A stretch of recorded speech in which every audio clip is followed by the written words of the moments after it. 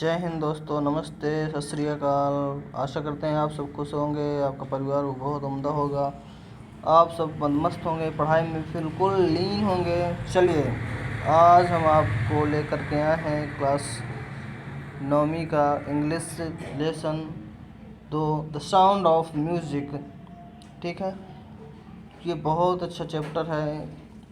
इसमें पार्ट 1 और पार्ट 2 दो पार्टों में डिवाइड किया गया है। तो आज हम डिस्कशन करेंगे पार्ट 1 के बारे में। ठीक है, पार्ट 1 के बारे में आज हम डिसाइड करेंगे, पढ़ेंगे, इसको समझेंगे क्या है इसमें। ठीक है, इसमें दोस्तों होता क्या है, एक बच्ची जो रहती हैं तो वो बहुत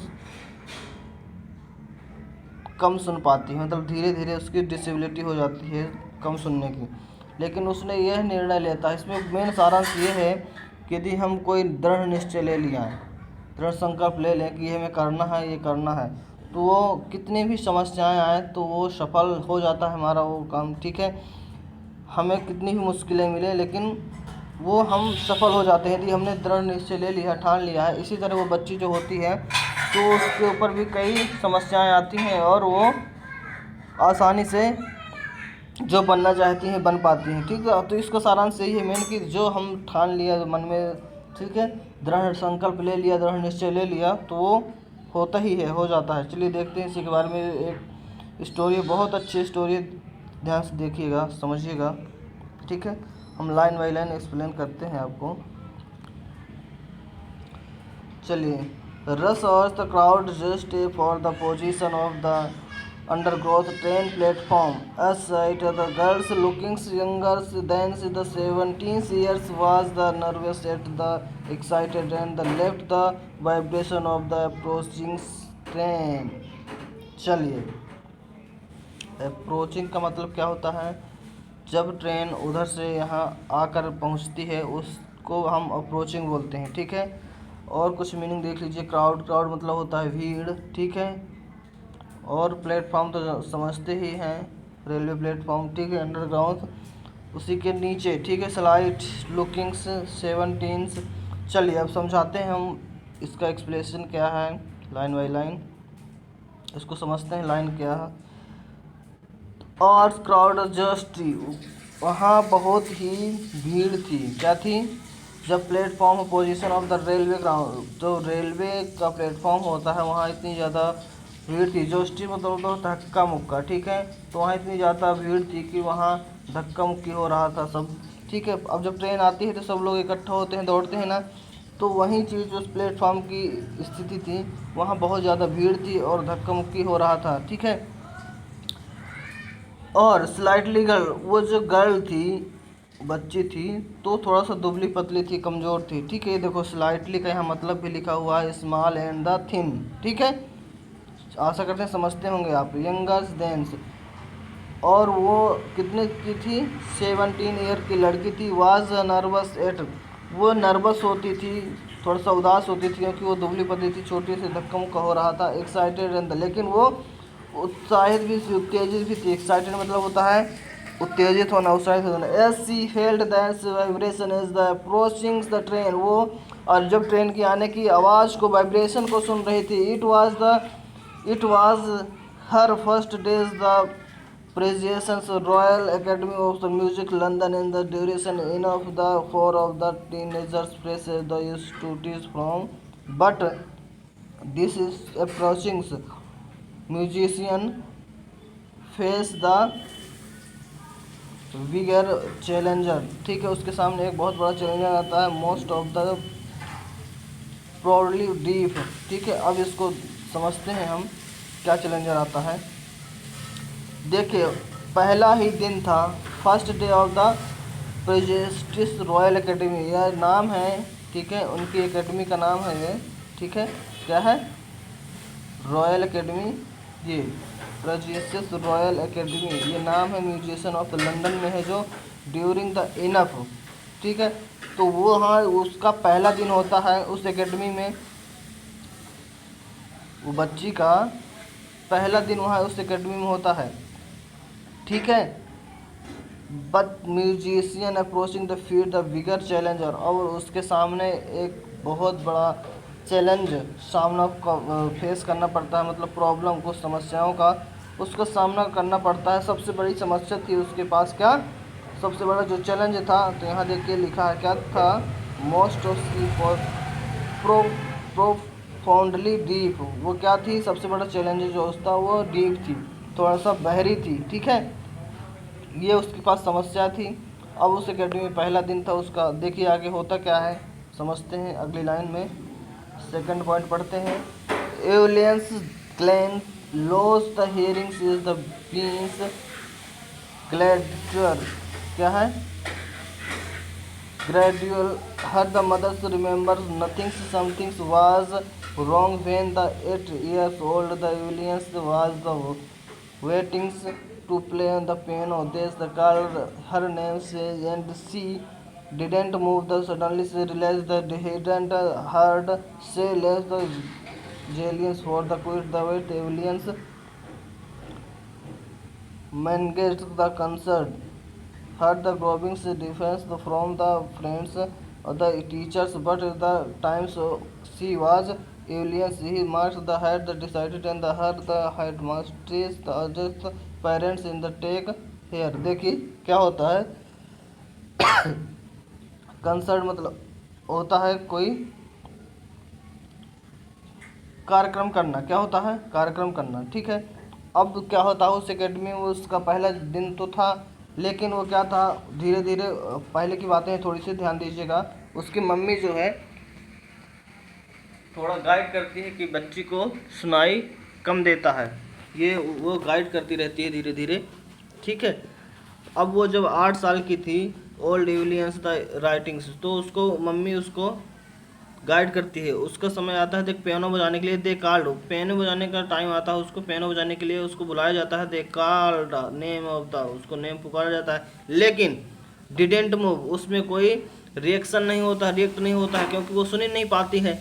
आई suddenly realise the hidden, mummy समझ जाती है कि इसको बच्ची को सुनाई नहीं दिया है, ठीक है। अब देखिए for quit the fight aliens manage, धीरे धीरे अब क्या होता है, वहाँ कंसर्ट होता है, प्रोग्राम होता है, वहाँ भी यही समस्या रहती है, ठीक है। अब धीरे धीरे टीचरों को फ्रेंडों से ये सब छुपाती रहती है, क्या करती रहती है, फ्रेंड और टीचरों से ये डीपनेस छुपाती रहती है, लेकिन ये डीपनेस क्या होता जाता है हमारा, धीरे धीरे बढ़ता जाता है, ग्रोइंग करता जाता है, और बहरापन का अपनी बीमारी जो है और बढ़ती जाती है। लेकिन होता क्या है, एक दिन उसके टीचर जो हेड मास्टर है ना, तो उसके पेरेंट्स को बुलाते हैं, ठीक है। देखो होता क्या है, पेरेंट्स को बुलाते हैं और बोलते हैं स्पेशलिस्ट, किसी स्पेशलिस्ट को दिखाइए, इसको विशेषज्ञ जो होता है, it is the art discover the hearing, इनको सुनने में प्रॉब्लम है जो, तो किसी विशेषज्ञ को दिखाइए ताकि इनकी प्रॉब्लम सॉल्व हो सके, और जो मशीन वगैरह आती हैं सुनने के लिए तो उनको लगवाइए जिससे वो सुन सके। और क्या कहते हैं, gradual never damage she where the divided and that should be the fitted with the hearing acid and the school and the deep, और उसको बोलते हैं, सजेस्ट देते हैं पापा जी को कि इस बच्ची को डीप स्कूल में, एक स्पेशल स्कूल में जो एक बहरों का स्कूल है, वहाँ पर इनको शिफ्ट करवाइए, इनका नाम वहाँ लिखवाइए, वहाँ इनको पढ़वाइए। एवरीथिंग सडनली लुक्ड बैक, अब वो बच्ची से द एलियंस, वो बच्ची समझ जाती है एलियंस कि अब मेरा बहरापन नहीं ठीक होगा, मैं बहरी हो चुकी हूँ, से एलियंस, कौन कहती है, वो समझती है, एलियन कहती है, क्या कहती है, देखिए, but aliens was not going to give up, वो वहाँ जाने के लिए तैयार नहीं थी। She was determined to lead the normal life the pursues he instead of the music, वो एक नॉर्मल ज़िंदगी जीना चाहती थी, जिस तरह सब लोग जीते हैं वो एक नॉर्मल ज़िंदगी जीना चाहती थी, आम आदमी की तरह, ठीक है। इंस्टेड और रुचि उसकी क्या थी, पसंद करती थी, इंस्टेड ऑफ द म्यूजिक उसको बहुत पसंद था। On day and the notice the girl playing, एक दिन क्या है नोटिस करती है जब गर्ल प्लेइंग जेलोफोन, क्या बजाते हैं, जेलोफोन, जब बच्चे उस एकेडमी में जेलोफोन बजाते हैं। जेलोफोन मैं आपको दिखा दूं किस प्रकार का होता है। ये जेलोफोन है और अच्छे से मैं दिखा देता हूँ इमेज के माध्यम से जेलोफोन कैसा होता है, समझ लीजिए। कि देखिए जेलोफोन इस तरह का जेलोफोन होता है, आशा करते हैं समझ में आता होगा। ठीक है, तो आगे तो जेलोफोन बजाते हुए लड़की को नोटिस करती है, देखती है, ठीक है, and decided that the want to play it is to most of the teachers discuss her but percussionist ठीक है, रो support the patterns is the begins the turn in the large drum to difference notes। अब देखिए वो बजाना चाहती थी क्या, जेलोफोन। उसने डिसाइड करती है कि मैं जेलोफोन बजाऊंगी और म्यूजिशियन में आगे बढ़ूंगी, लेकिन उसके टीचर जो होते हैं और शायद तो उसको इनकरेज करते हैं, ठीक है, उसको डिस्करेज करते हैं, मतलब ये काम नहीं कर पाएगी, उसको निरुत्साहित करते हैं, ठीक है। लेकिन होता क्या है वहीं पास, फोर्ब्स ट्रोन फोर्ब्स एक ये होता है जो एक म्यूजिशियन होता है जो ड्रम बजाते हैं और क्या बजाते हैं, बहुत सारी चीज़ों का वाद्य यंत्र होता है जो वाद्य उनको बजाते हैं। Portrait patterns he figure the things is the large drum, वो लार्ज ड्रम बजाने वाला होता है। तो उसको डिसाइड, वो समझता है कि इसके अंदर की फीलिंग क्या है, वो समझ जाता है, नोटिस करता है कि don't listen through the your year, बिल्कुल वो इसके अंदर की जो जागृत है इच्छा है तो वो समझता है, तो उसको हेल्प करता है उसकी, ठीक है। देखिए किस प्रकार से हेल्प करता है। वो जो लार्ज ड्रम है द डिफरेंट नोट्स कहता है, बताता है उनको कि जो ये लार्ज ड्रम है डोंट लिसन, इसको आपको कान से नहीं सुनना है, ईयर इन द वुड से try to sense of some others way, आपको सेंस करना है, ठीक है, क्या करना है, और चीज़ों से इसको सेंस करना है, महसूस करना है। सेंस मतलब होता है महसूस करना है, ठीक है। इनको आपको कान की ध्वनि को कान से आपको नहीं सुनना है, ठीक है। Suddenly I relate to could feel the high drum of the west of the lower of the from the west, जो बड़ा ड्रम है उसको कमर के ऊपर रखते हैं और जो छोटा वाला ड्रम है उसको नीचे रखते हैं, फॉर द कमर के नीचे, represented the exercise in the सून्स aliens discovered that the good sense of the certain notes in the different part of the body, और वो समझती है क्या, वो जो ड्रम बज रहे हैं उनकी आवाज़ों को वो क्या कर रही है, पार्ट ऑफ बॉडी, अपनी बॉडी से महसूस कर रही है, ठीक है, अपनी बॉडी से महसूस कर रही है, सेंस कर रही है, ना कि कानों से। Had the learn open my mind, और बोलते हैं कि अपनी माइंड को ओपन करो, माइंड में इसकी ध्वनि को समझिए, ठीक है। Body sound on the vibration, और उसकी सारी बॉडी में वाइब्रेशन को समझिए, ठीक है। अब आगे देखते हैं, the rest was the see the determination and the hard work, वो खूब मेहनत करती है, ठीक है, डिटर्मिनेशन और हार्ड वर्क करती है, वो डिसाइड करती है, ठीक है, निर्णय लेती है कि मैं ये सीख कर रहूँगी, ठीक है। देखिए अगला पॉइंट चौथा, she never she looked of the back and the head point और reward the she tour the until the kingdoms with the youth orchestra and by the time the 16th she had decided the make musician life is the sound auditions of Royal Academy Music second of won the highest marks in the story the Academy she regarding the move the one orchestra work of the solo। देखिए solo मतलब अकेला होता है। Performance at the end of the 3 years course she had the captures most of the award, वो बहुत बढ़िया। देखिए वो बच्ची जो है वो इस एकेडमी में ऑर्केस्ट्रा, वो जो ऑर्केस्ट्रा एकेडमी थी उसमें परफॉर्मेंस करती है, क्या करती है, ऑडियंस मतलब होता है परफॉर्मेंस, अपना छोटा सा परफॉर्मेंस, ये लिखा है audience give the short performance, छोटा सा एक परफॉर्मेंस करती है, ठीक है। तो उस परफॉर्मेंस में जो छोटा सा परफॉर्मेंस उस एकेडमी में करती है तो वो बहुत अच्छे अंक पाती है, और सबसे ज़्यादा अंक, बहुत अच्छा परफॉर्मेंस रहता है उसका एंड द, और सबसे ज़्यादा अंक पाती है। ठीक है, बहुत सुंदर रहता है उसका प्रदर्शन। और उसी बीच वो क्या करती है, 3 ईयर का कोर्स, जो म्यूजिक का कोर्स होता है 3 साल का, वो भी उसी इंस्टीट्यूट से कर लेती है। ठीक है, और बहुत सारे अवार्ड कैप्चर, मतलब अपने अंडर में बहुत सारे अवार्ड कैप्चर कर लेती है, अपने अंडर में बहुत सारे अवार्ड कर लेती है, और उसे बहुत सारे अवार्ड मिलते हैं जब वो अपना प्रदर्शन करती है। धीरे धीरे इसी तरह प्रदर्शन कर देती है और अपने अवार्ड को जो है कैप्चर करती है, अपनी उसकी छवि बनती जाती है। ठीक है, अब आगे देखिए क्या होता है, 5वां पॉइंट पढ़ेंगे। And for all this Evelyn's and the accept of the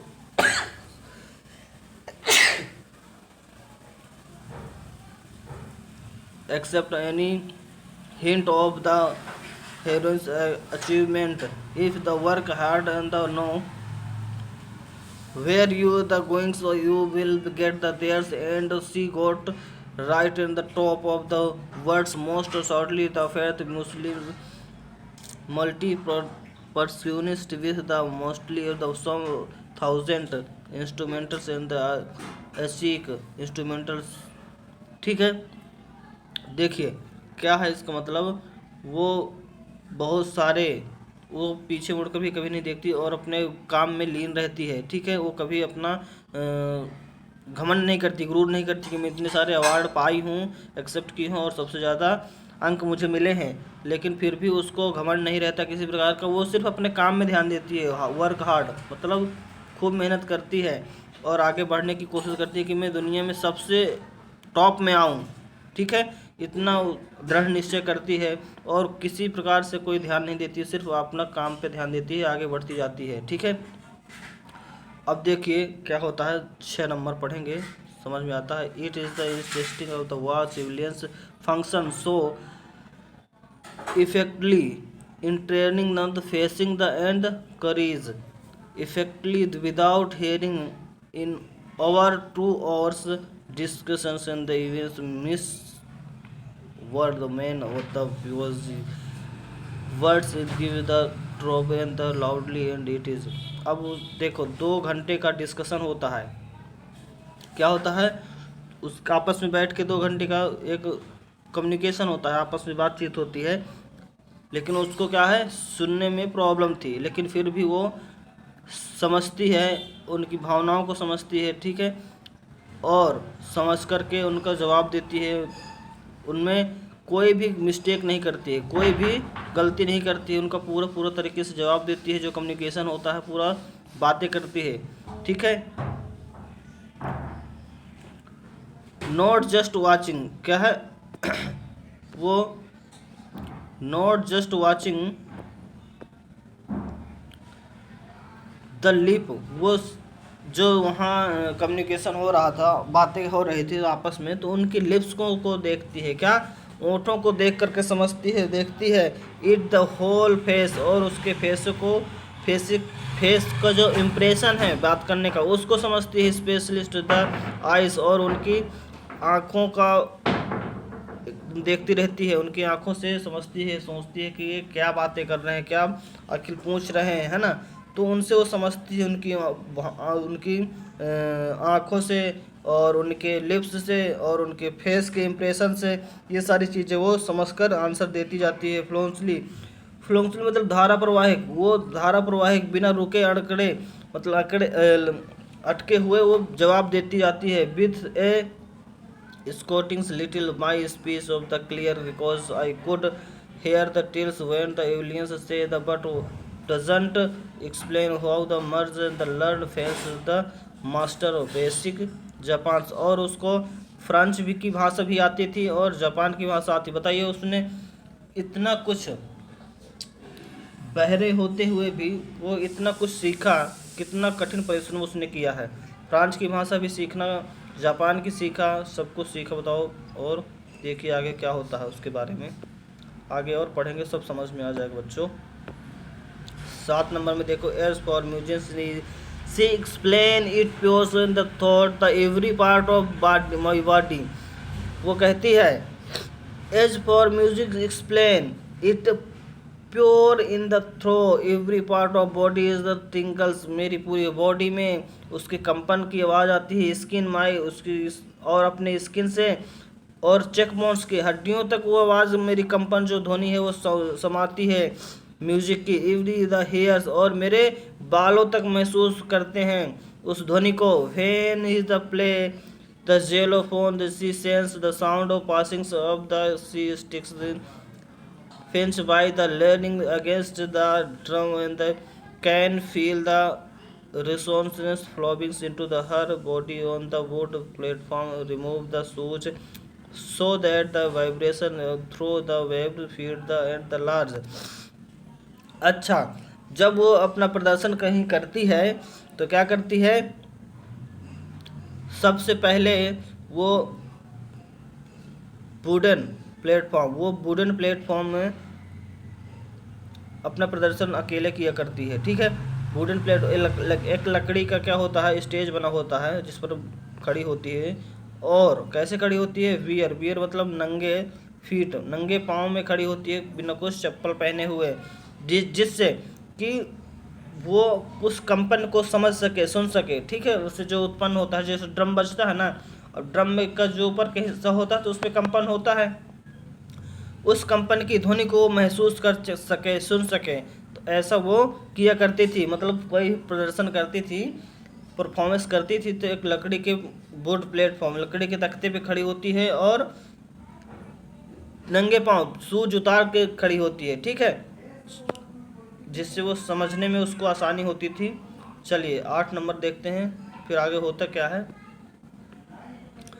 Not surprisingly, Evelyn's delighted the audience in the 1991 when she was sponsored with the Royal Philharmonic Society prestigious the Socialist of the Year award से the master pursues the James Blades good may give takens hearings but he gives her bag something extraordinary. देखिए क्या बात लिखी है यहाँ कि यदि भगवान किसी से कुछ लेता है, गॉड मतलब भगवान, यदि शायद भगवान किसी से कुछ लेता है तो उसके बदले में कुछ एक्स्ट्राऑर्डिनरी, उसके बदले में कुछ उसको अलग से प्रोवाइड कराता है। जिस प्रकार इसकी क्या है, हियरिंग सुनने की जो क्षमता थी वो चली जाती है उसकी, मतलब डीप हो जाती है, भगवान उसको ले लेते हैं तो उसके बदले में कुछ एक्स्ट्राऑर्डिनरी, कुछ अलग से उसको प्रोवाइड करते हैं। देखिए किस प्रकार से होता है, ये हमेशा की बात है। यदि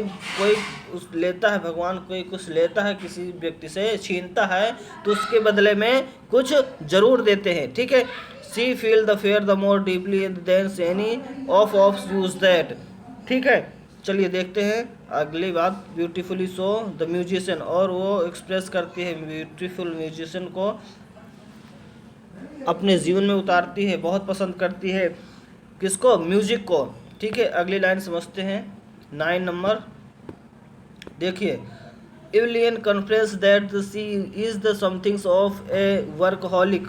वो वर्कहोलिक मतलब पूरे दिन काम करते रहना, वो अपने काम में पूरे समय काम में ही बिताती थी। वर्कहोलिक बहुत काम करती थी। I have just the got work of in harder than the classic music in the but the reward are enormous apart from the regard the concerts Evelyn's she also the give high properties of the class of the young musicians and the ruchi and the we have the found of the deep children says the seasons in shinings the inspiration मतलब होता है प्रेरणा। क्या होता है inspiration, मतलब प्रेरणा। For deaf children, there is the nowhere they cannot go।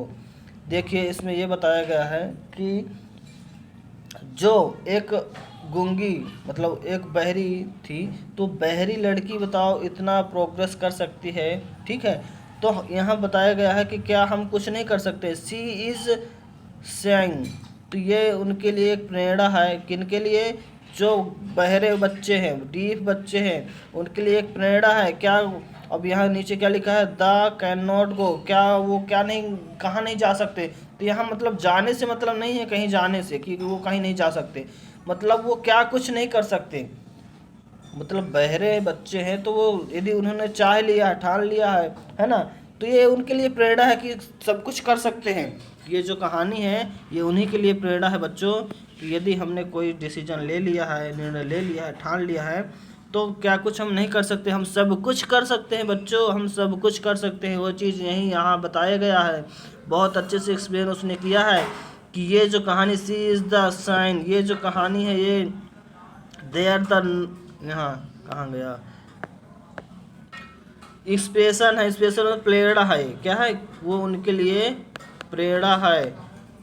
जो बच्चे बहरे हुए हैं क्या वो बच्चे वो नहीं कर सकते, यदि हम ये यदि, तो इसमें किस प्रकार की प्रेरणा है, यदि ये बहरी बच्ची कर सकती है ये सब कुछ, है ना, तो हम क्या कुछ नहीं कर सकते, हम भी कर सकते हैं, बिल्कुल यही बात उन्होंने, राइटर ने यहाँ समझाने की कोशिश किया है। ठीक है, चलिए अब 10 नंबर को समझते हैं क्या है।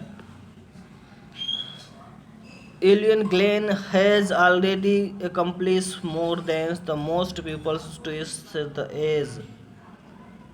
She has about personalized to the front of the orchestra and the optimist that it can be very moving to see she gives inspiration of the those who are handicapped pupils of the look her the and say if is the can do it can, and not the least of the gibbons enormous pleasures of millions। बहुत बढ़िया, बहुत अच्छी line उसने लिखी है यहाँ, वही चीज़ समझाने की कोशिश कर रहा है। फ्रंट ऑफ द ऑर्केस्ट्रा, जो मोस्ट ऑफ पीपल टू इस हर, उसकी एज से काफ़ी एजेड है बच्चे जो कार्यक्रम करते हैं ऑर्केस्ट्रा में, तो उससे एज से कई ज़्यादा एजेड हैं। She has thought process the front, वो कम ही एज में इतना ज़्यादा प्रोग्रेस कर लेती है, इतने ज़्यादा अवार्ड पाती है। ठीक है, फ्रंट ऑफ द ऑर्केस्ट्रा, ठीक है, domestic in the we can very moving seize.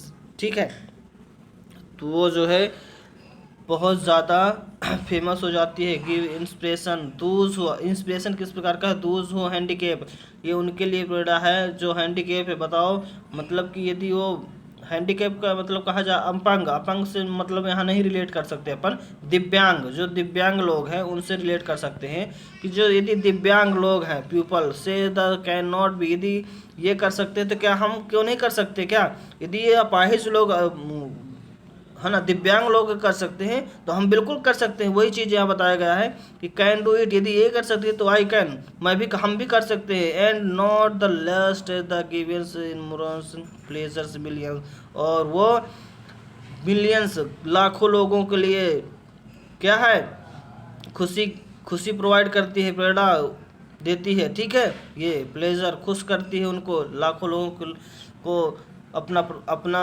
जो प्रदर्शन करती है, अपना वाद्य यंत्र बजाती है। ठीक है, तो लाखों लोगों को खुश करती है। बताइए, अब यहाँ से ये पोएम हमारी जो ये स्टोरी है ये हमारी समाप्त होती है। ठीक है, तो बच्चों आशा करते हैं ये समझ में आया होगा स्टोरी। इसका मेन इंटर की मीनिंग क्या है, जो अंदर की इसकी मीनिंग है वो मीनिंग यही है कि यदि ये अपंग लोग कुछ कर सकते हैं तो क्या हम नहीं, हम तो बिल्कुल बिल्कुल कर सकते हैं, है ना। तो ये एक प्रकार की प्रेरणा है, यहाँ सीख है एक प्रकार की, ये सब कुछ कर सकते हैं तो हम भी कर सकते हैं। ठीक है ना, तो यदि उन्होंने दृढ़ निश्चय ले लिया है ना, कोई काम करने हो हमें, यदि हमने दृढ़ संकल्प ले लिया है, निश्चय ले लिया है, तय कर लिया है हमने, तो बिल्कुल वो काम हो जाता है। उसमें कितनी भी समस्याएं आए तो ज़रूर हो जाता है, लेकिन हमको अपने पे पूरी ईमानदारी से वो काम करना होगा। ठीक है बच्चों, आशा करते हैं बस यही था इसमें स्टोरी में, आशा करते हैं समझ में आया होगा। यदि वीडियो पसंद आई हो तो लाइक करिए, शेयर करिए, चैनल को सब्सक्राइब करिए और सभी बच्चों में शेयर करिए जिनको ज़रूरत है इनको। धन्यवाद, हम आपके लिए हमेशा अग्रसित हैं। ठीक है बच्चों, अगली वीडियो लेकर के आते हैं, मिलते हैं कल next day. Okay bye, tata, see you.